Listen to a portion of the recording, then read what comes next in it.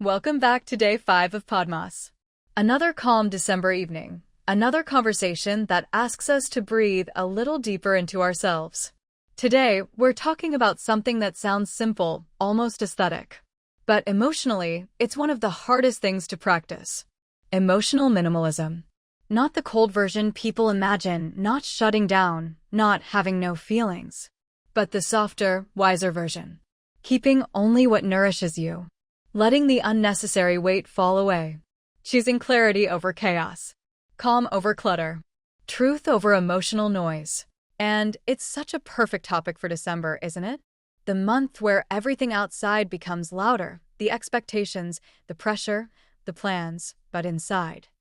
There's this quiet pull for simplicity, for less, for space, for peace.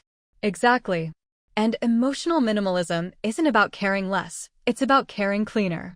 It's about looking at your inner world the same way you'd look at an overstuffed closet and saying, what is actually mine? What still fits the life I'm trying to build? And what am I carrying only out of habit? Because sometimes the things that take up the most space inside us aren't even meaningful anymore. Old fears, old stories, old promises, old emotional bills we keep paying even though no one is charging us anymore. So today, we're going to slow down and look at what it means to create emotional space. Not by force, not by numbing, but by allowing, by choosing, by practicing emotional minimalism the gentle way. So, emotional minimalism.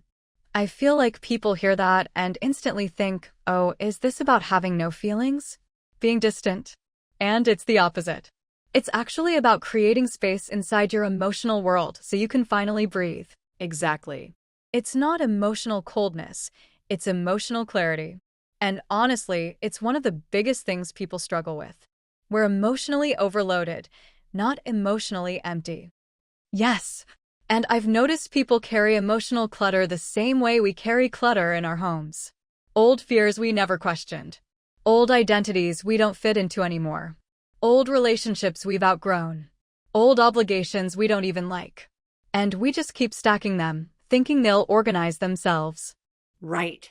Psychologists actually call this emotional load accumulation. When you don't process something, you don't delete it, you just store it.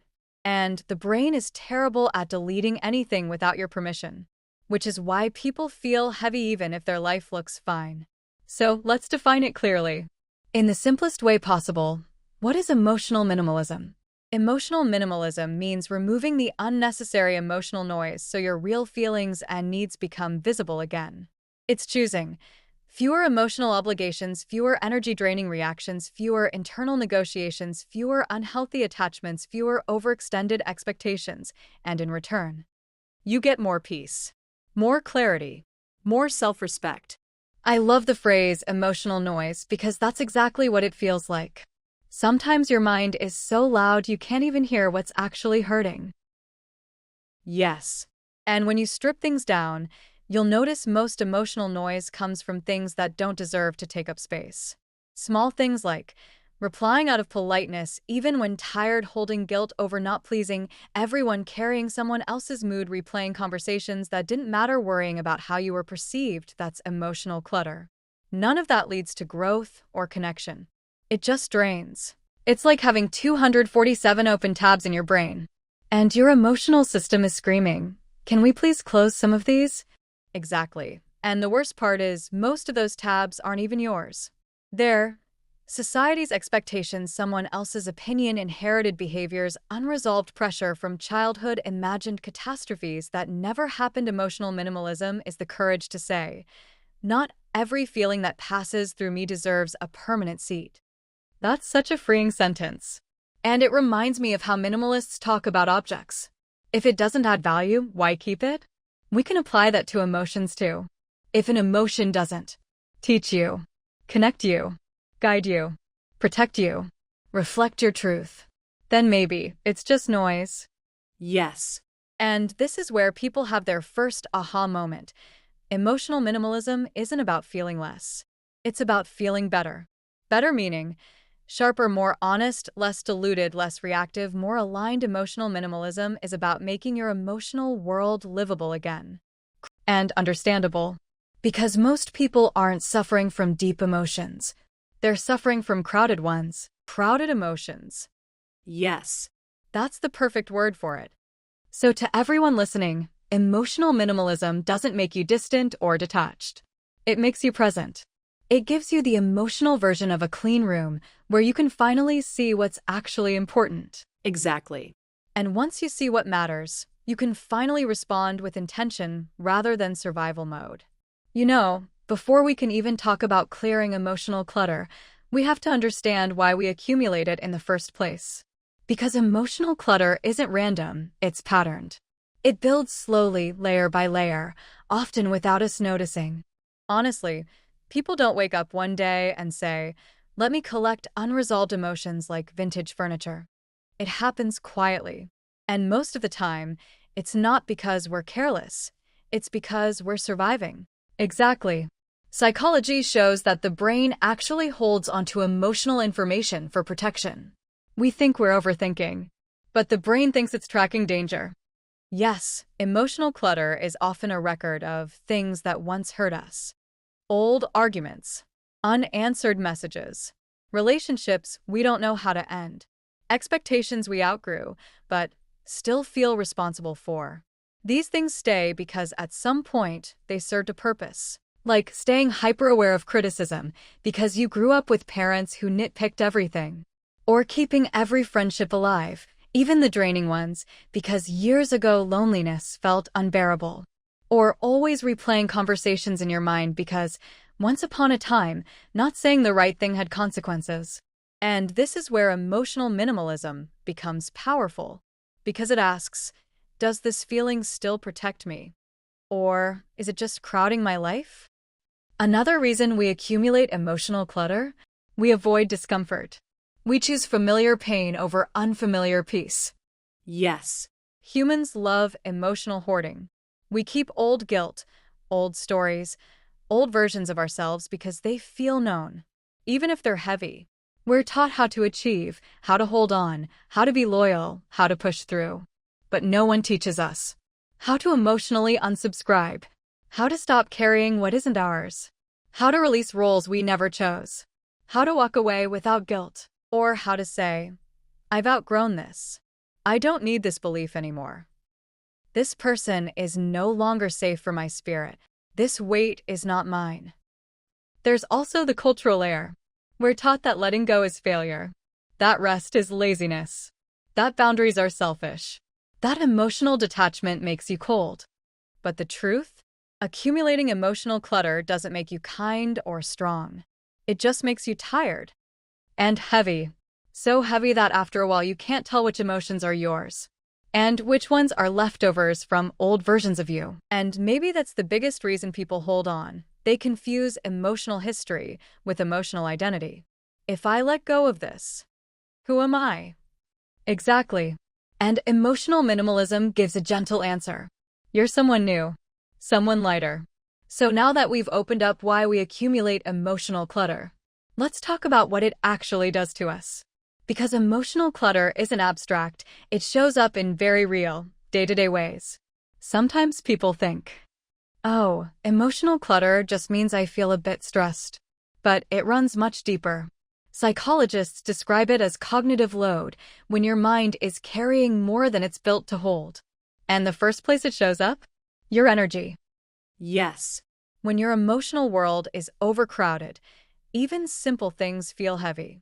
You wake up tired, not because you didn't sleep, but because your brain has been sorting through 10 open emotional tabs all night. The conversation you replayed, the resentment you pushed down, the guilt you didn't question, the worry you never set down. It's like living with constant background noise. And the worst part? Most people think this is just adulthood. Exactly. Emotional clutter steals your natural energy and then convinces you that being drained is normal. I once read a psychologist explain it like this. When you avoid feeling something, you don't eliminate the emotion. You just store it in a place where it costs you energy every day. That hit me. Because it explains why emotional clutter feels invisible, but you still feel the weight of it. And it doesn't only show up as tiredness. It affects your decision-making, too. When your inner world is cluttered, clarity disappears. You second-guess everything. Should I reply? Should I stay? Should I confront this or let it pass? Did I make the right choice? You freeze. You hesitate. You operate from fear instead of truth. It's like trying to drive with fog in front of your windshield. Yes, emotional clutter basically makes your brain run like a phone with 1% battery. You can technically function, but you're constantly anxious about shutting down. And then there's relationships. When you're emotionally cluttered, you show up filtered, not present. You're listening, but you're also thinking about work. You're talking, but replaying yesterday's argument.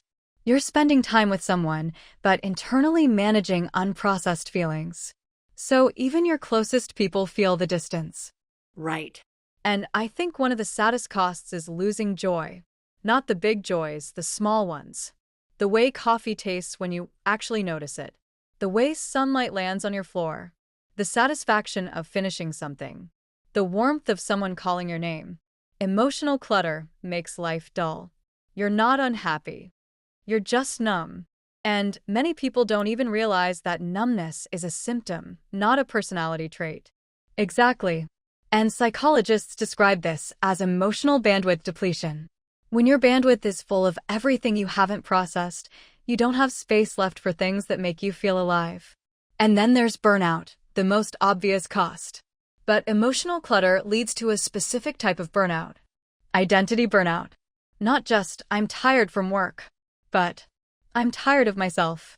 That's when you know emotional clutter has been building for years. Yes. And I want to add one more cost, one people rarely talk about. It makes your life smaller. When you're weighed down internally, you stop trying new things. You don't take risks. You don't open up. You don't let people in. You stay in routines that don't excite you. Because clutter creates fear, and fear creates smallness. And yet, the moment you start clearing emotional clutter, even a little, your world starts expanding almost immediately. Exactly.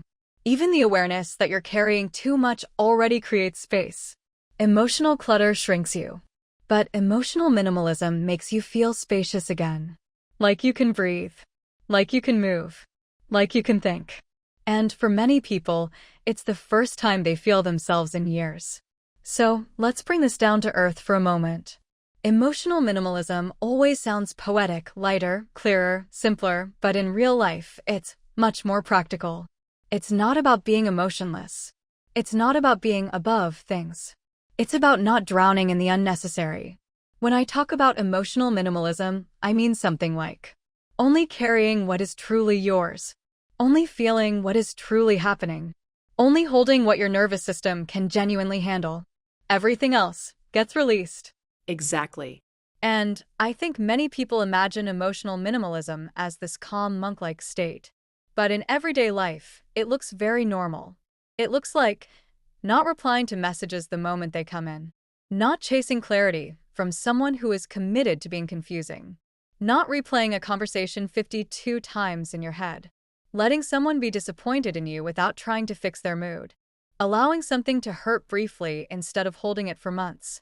Most of emotional minimalism is actually restraint, resisting the urge to overthink, overexplain, overmanage, overcarry. And also, it's boundaries without the drama.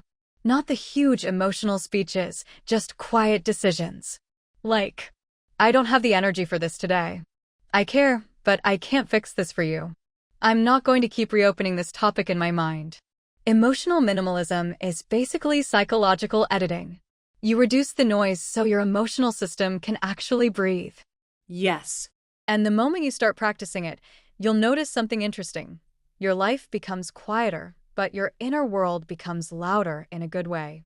You can hear yourself again. You feel your needs faster. You recover from things quicker. And you start noticing how much of your suffering wasn't real pain. It was emotional clutter you kept recycling. Let's give people a few starting points. Simple, doable things. 1. The one emotional page rule. Instead of carrying every thought all day, write one page in the morning or evening. Dump it out. Close the notebook. Walk away. Nothing else goes with you. It's incredible how much emotional clutter is just unprocessed thoughts. One page a day cleans that out. 2. The pause before absorbing, practice before taking something personally. Pause. Ask, is this actually about me? Or am I absorbing someone else's weather? 90% of the time, it's their weather. 3. The two-feeling limit. You're allowed to feel many things, but not everything at once. Choose the 2 strongest emotions and let the rest wait. It reduces the emotional load beautifully. 4. The small yes, big no habit. Say yes to tiny joys, sunlight, a warm drink, silence. Say no to big drains. Obligations that suffocate, conversations that exhaust, people who never meet you halfway. Emotional minimalism is not coldness. It's accuracy. 5. The daily release moment. At the end of the day, ask, what am I still carrying that doesn't belong to me anymore? And you consciously drop it. People underestimate how powerful a deliberate release is. A thought only loops because you keep inviting it back. 6. The 3-word life filter. Choose 3 feelings you want your life to center around. Maybe peace, clarity, joy, and run decisions through it. If something consistently violates those 3, it's clutter, and you have to let it go. This is emotional minimalism in real life. Less reacting, more choosing, less carrying, more clarity, less noise, more you. And the truth is, people don't realize how heavy they've been living until they finally set something down. Clarity feels like freedom. Lightness feels like coming home. I think that's a good place to pause for today. Emotional minimalism. It isn't about becoming colder or cutting people out. It's about creating enough quiet inside yourself to actually hear your own life again. And honestly, December is the perfect month to start practicing that. Everything around us gets louder this time of year. Expectations, obligations, noise. Yet something in us quietly asks for simplicity. Yes.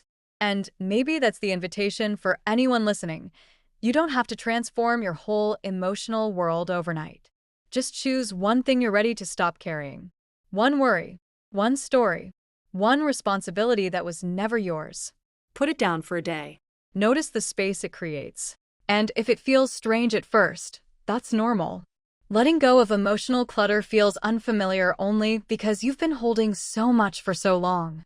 But a lighter life isn't built in a single decision. It's built in small, gentle choices that honor you. So take today slowly. Breathe a little deeper. And remember, you deserve a life that feels spacious from the inside. Thank you for spending this December moment with us. We'll meet you tomorrow with another conversation, something soft, something honest, something you can carry into the rest of your month. Until then, be kind to your mind, keep what matters, and release the rest.